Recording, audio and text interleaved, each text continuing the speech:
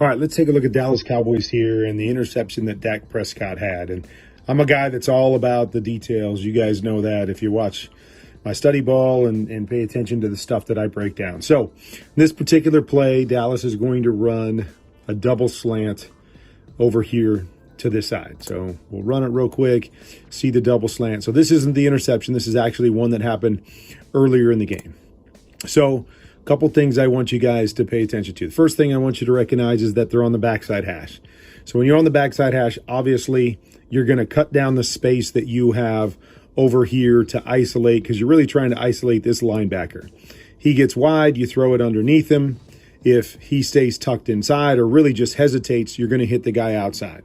But here's where details become so important. That as you watch this play, what I want you to notice is that both receivers run their routes at the same depth.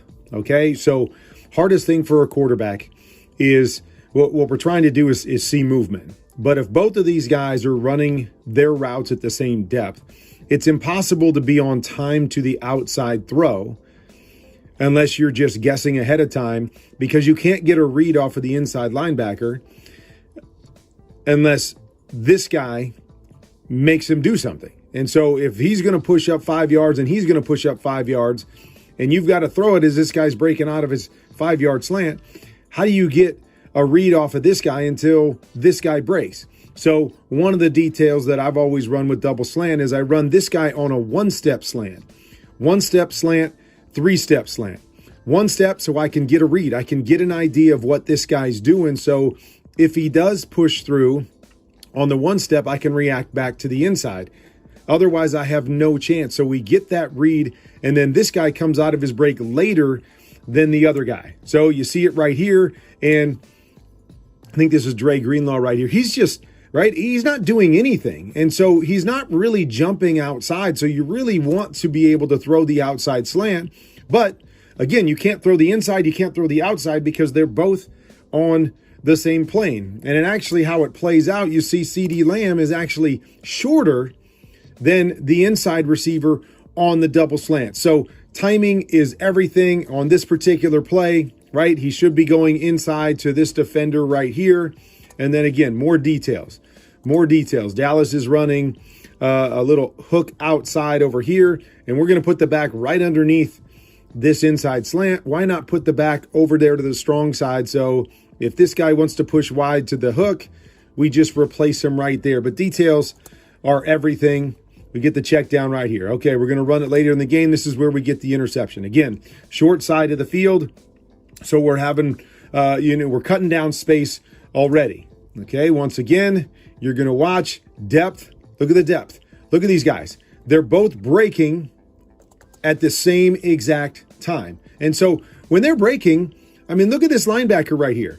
This linebacker's not in a position where you say, oh, throw the inside one, because the inside one hasn't gotten across him yet. We've just cut down the space and we've made it impossible for Dak, because he's trying to get this ball out. He's trying to get it out on time. But we don't get a read on the linebacker. We need a one-step go. Then you can decide if this guy wants to step down and take him away or this guy wants to stay high and wide.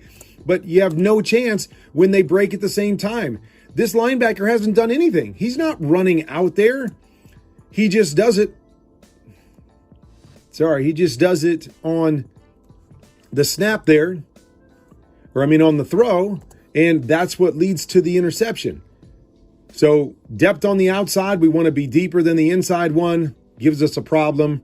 Okay, and this is where I just jumped to, because now it's the Cincinnati Bengals. First thing we notice, they're on the opposite hash. So if they're going to run double slants, they're going to give themselves space and force this guy to cover more ground.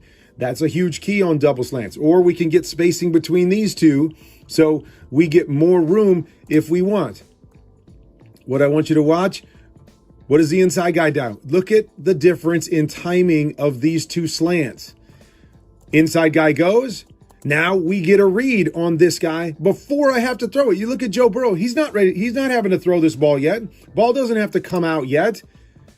But he's able to get a read off of the inside guy because we go one step on the inside. Jamar Chase does a good job of pushing up to his depth, even with the press. He gets deeper. Look at the separation between the two. We get our read off of that linebacker. Even though it's not a great throw by Joe, you see the spacing that we have right there between the two, making this play easier. And those are the details that I'm talking about. Details determine everything. Winning and losing, positive plays, negative plays, details, details, details. The goalpost is constantly moving when it comes to the Dallas Cowboys, when it comes to Dak Prescott. Dak's entire career, people have been calling him out of his name. My issue always is, if you're going to stand on the foundation of something and you're going to stand on players should be respected and not called out of their names, that's across the board. It doesn't matter if it's a quarterback you like. It doesn't matter if it's a wide receiver that plays for your former team. The rule is the rule. The standard is the standard. My issue is this constant moving goalpost when it comes to the Dallas Cowboys. It's the way that they're covered. It's the way that they're talked about. It's the way that they're disrespected. I didn't see half the people who were up in arms about Zach Wilson being called trash on Sunday Night Football by Rodney Harrison. I didn't see half those people come to Dak Prescott's defense. That's somebody who, yes, is a former player, but is now an analyst, is now on a show that has NBC Sports on his mic flag. I don't care if you're reporting from NBC San Francisco, NBC underwater, NBC in a cave. You are now an analyst. And for you to go on air and say that a player sucks because he had a bad game is unprofessional. And the only reason that people are not up in arms about it is because it's the Dallas Cowboys and it's Dak Prescott. I'm tired of it. It's whack. I'm over it. Hey, listen, I said this last week. The 49ers are a much better football team than the Dallas Cowboys. The 49ers played an excellent football game. The Cowboys did not, and it just showed the discrepancy between the two rosters. Well, you and I sat here and argued about Dak could not. I don't care what quarterback was on that field that night. They ain't carrying that team to a win. Greenlaw is having. It's coming. Everybody, they are going to turn this thing into a rough shot game. That's what happened. Everybody blaming Dak. Everybody was complimenting Mike McCarthy. Oh, they're going to be more of a run, slow this thing down. That's all well and good until you play an explosive football team like the 49ers who have explosive players all over the offense. Boo, boo, boo. You're down. All of a sudden, you're like, oh, my God. Dak's going to bring them back. Like, this. And by the way, Dan, there is no such thing as a quarterback game and not a line of scrimmage game. Every game is a line of scrimmage game. That's straight trash, too. 2 points on there. At his level, and isn't going to rise above. So if he is at his level, whatever level you guys want to put him at, he is a performing quarterback in the NFL that you will win with and because of, not in spite of. He's not like this guy that we're just going to win around him. You're winning because of his performance. Win what? Right? Okay. You're not going to compete with the best team in your conference. Agreed. Then what are you doing? But you also have to have, like, Cooks has got to step up. Gallup has to step up. Pollard has to, like, there are other, you let go of Schultz, by the way, terrible decision on that side.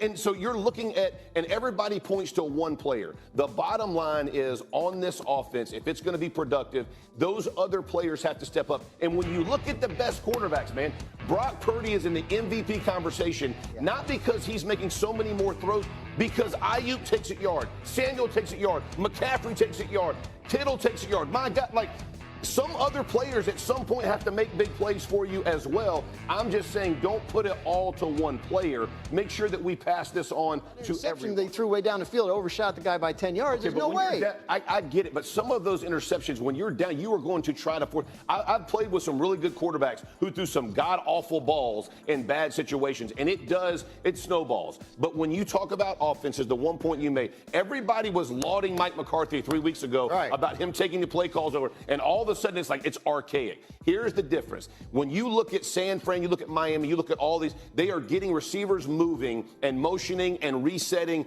the defensive line of scrimmage over and over and over to find the mismatches. So it is behind the times. So at some point, you're going to have to figure that part out because those offenses are the most productive right now in the NFL. And Dak and their offense is capable of doing it. Oh, yeah, Dak Prescott is a good quarterback that you win because of, not in spite of. There's not many of those in the NFL. I'm here to tell you. So to act like that this guy just needs to be on some other team or he can't get it done, there's a lot of other guys on this football team that have to step up, including Dak, but don't just single in on Dak and how he has played. Everybody around has to play better to beat a better team in the San Francisco 49ers.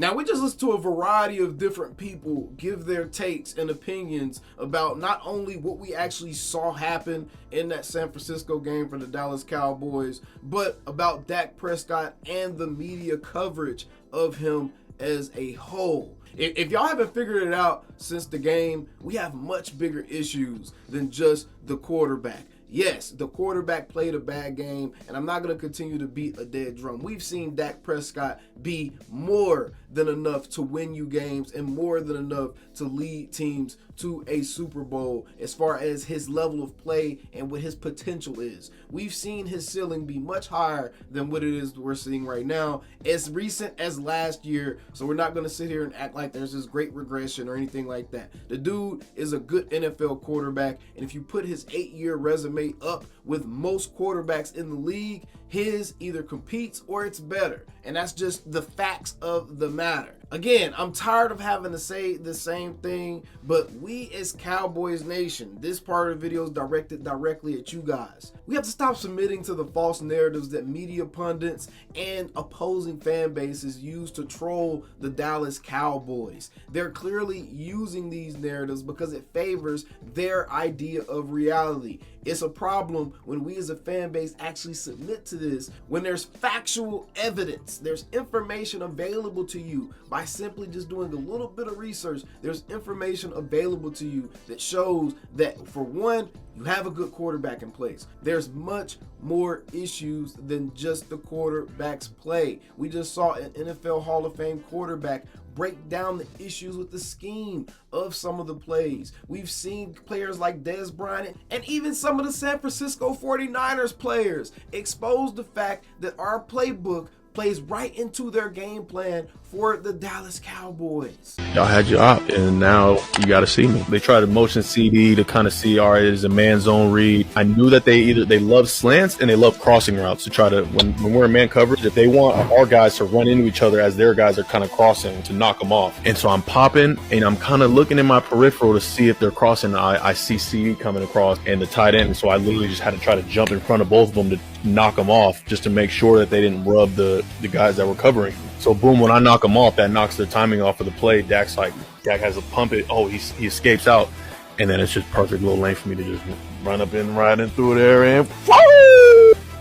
Sackaroonie. You see what I'm saying? Fred Warner's on a podcast with his wife talking about how he knew exactly what the Cowboys were going to do based off of their previous game plans. And this just shows that the Cowboys were ill prepared for this matchup. The coaches had the San Francisco 49ers on point, and that continues to be a reality that we all understand by now.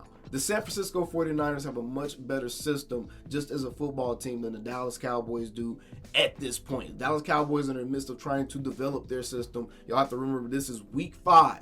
This is week 5 of the Cowboys trying to work out a brand new offense and figure out what works, what doesn't, how to approach things, and the perfect balance, and how to get the best out of the players that are on the field. But at the same time, we can't sit here and just ignore the fact that there's issues on this team other than just what the quarterback is doing any given Sunday. I give it to you. If everybody else on the field was doing their part, we had players making big plays and the defense was standing up, and the 49ers didn't put 42 points up on us, and the defense stood up and held them to the low 20s, and the offense just couldn't do anything, and the time of possession battle wasn't the way it was, and the defense wasn't committing all these self-inflicted penalties, and then the quarterback sold the game, then I would have no ground to stand on. But as long as there's other things to be looked at, I'm not going to sit here and place all the blame on that quarterback, because as Jeff Saturday said, no quarterback in the league would have brought us back from that situation, and we're not going to sit here and act like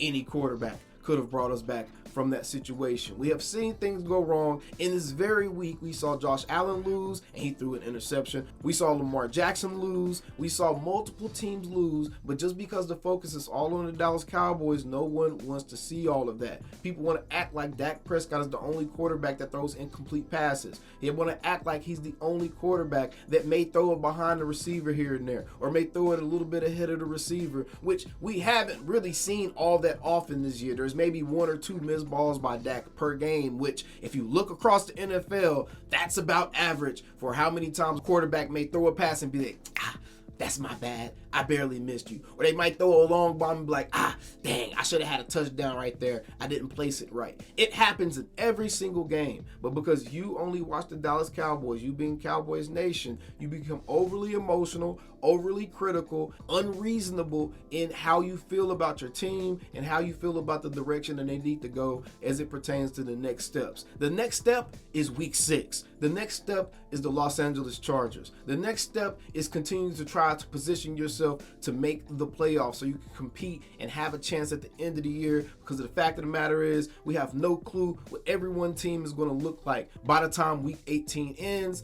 and we're going into the playoffs, and that's when it's really time to see what your team is made of. If we don't make the playoffs as a whole, we're going to have a whole different conversation to have. But either way, y'all know how we always end these videos. How about them Cowboys?